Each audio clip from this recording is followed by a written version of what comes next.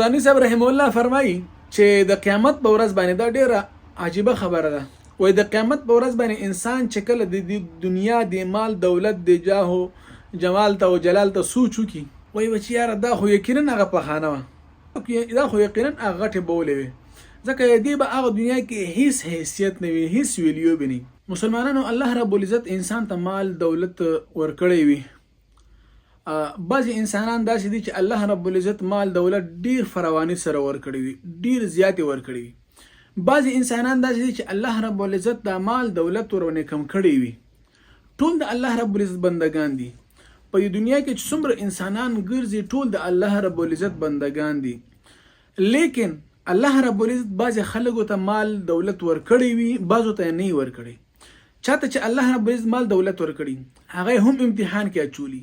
چاته چې الله رب العزت مال دولت نه وي ورکړی الله رب العزت هغوی هم امتحان کې اچولي چې دا مالدار د مال او د دولت سره سره زما شکر ادا کوي کني ادا کوي، عیاشي کې مستی کې دې کې ژوند تیری او کنه زما شکر ادا کوي.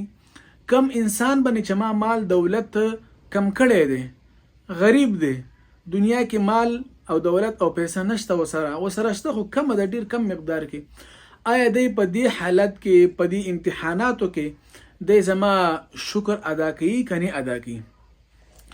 د دنیا د دولت د مال او د پیسې او د جایداد او د خزانو د دې مثال تنویر رحم الله په خپل کتاب کې ډیر عجیبه یو واقعه ذکر کړی ده. فرمایي چې یو سړی ابا همیش په هغه پکټ کې وړې بولې کړې وي، متیاز به په بیټ کې کړې وي ځای کې. یو ورځ ښځه ورته وایي چېره لوی سړی او ته هر شپه متیازه کې په بستره کې، نو دی ورته وایي چې زه څه وکړم، ما ته شیطان راشي او ما داسې ښکلي ځای ته بوځي یا چېرته باتروم ته مې بوځي چې زه هلته وړې بولې وکړم متیازې، نو چې راپاسه به امې سار په ځای کې کړي وي. نو دا ښځه ډېره هوښیاره وه.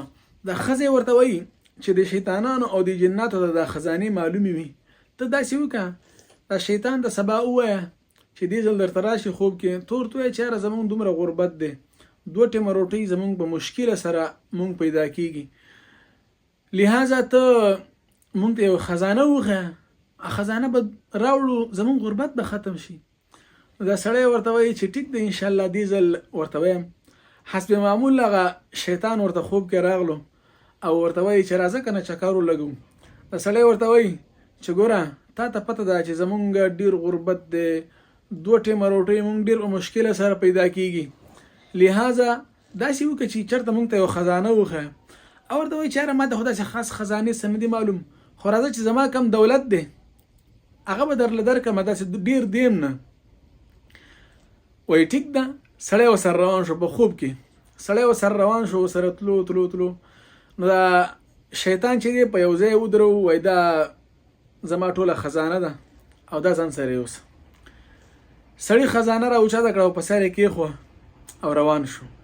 نو د خزانې دومره زور و، دومره وزني خزانه وه، دومره درنه چې هغه سړي نه خو وړې بولې پرېږده، غټې بولې هم ترې لاړې. وړې بولې وړو بولو په ځای باندې غټې بولې هم ترې لاړې.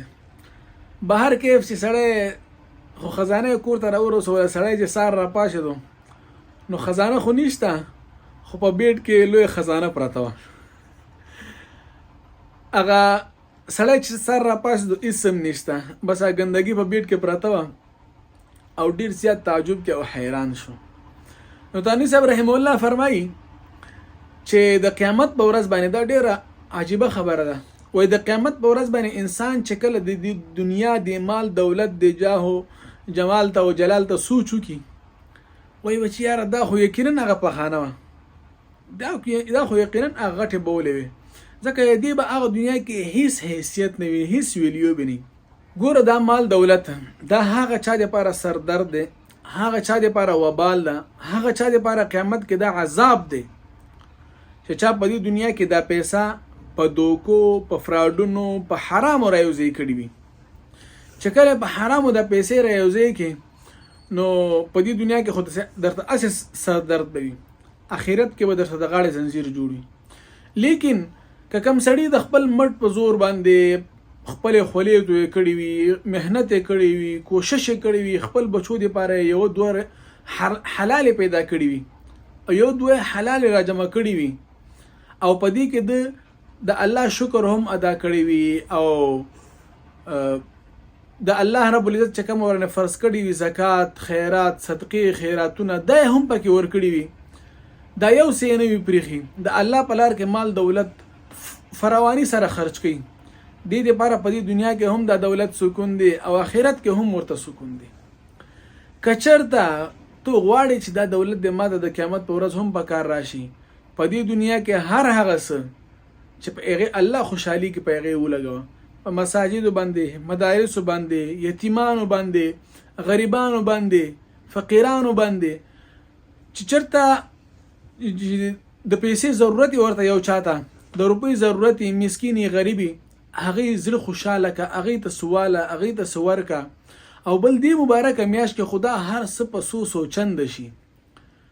نو لہذا دغه مال به تاسو ته په دې دنیا کې هم د زړه سکون وي، د زړه راحت به درته ملاوي، او په آخرت کې به اسې خوشاله او خوشاله، ځکه چې په دې دولت باندې تا د الله رب العزت بندگان هغه خوشاله کړي دي، هغه بندگان چې دا تم د الله بنده، هغه د الله بنده، تعالی دولت درکړي هغه نه دی ورکړي، تیم امتحان کې چولې هغه امتحان کې چولې.